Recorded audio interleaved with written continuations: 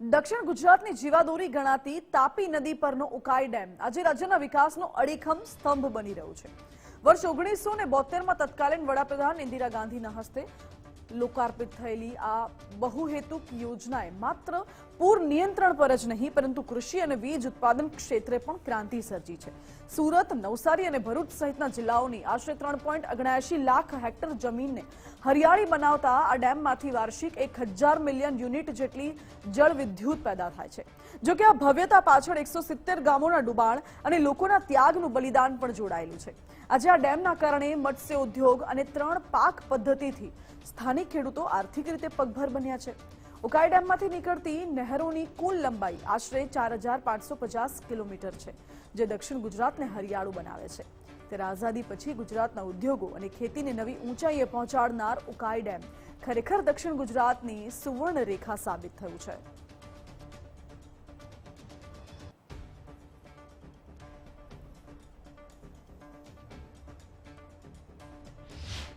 આપણા Ukai ડેમનું flood cell 365 દિવસ કાર્યરત રહે છે।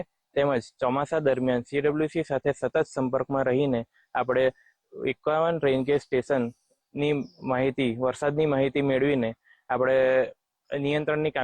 પૂર નિયંત્રણની કામગીરી કરવામાં આવે છે। છેલ્લા 7 વર્ષમાં 3000 મિલિયન યુનિટ વીજ ઉત્પાદન થયેલ છે, જેની કિંમત આશરે 1000 કરોડથી વધારે છે। ઉકાઈમાં દક્ષિણ ગુજરાતની અંદર 50 વર્ષ પહેલા ડેમ બનાવવામાં આવ્યો અને આ ડેમને કારણે આખા દક્ષિણ ગુજરાતની અંદર ખેડૂતો એક હરિયાળી ક્રાંતિ આવી અને એને કારણે 2 થી 3 મબલક પાક આ લોકો લઈને આજે ખેડૂતો ઘણી મોટી આવક મેળવે છે અને આર્થિક રીતે પણ તેઓ સદ્ધર થયા છે। આ ઉકાઈ ડેમ આવવાથી પછી બધે ઠેકાણે નેર આવી, બધી ઉકાઈ ડેમ બન્યો પછી દરેક ઠેકાણે પાણીની વ્યવસ્થા થઈ।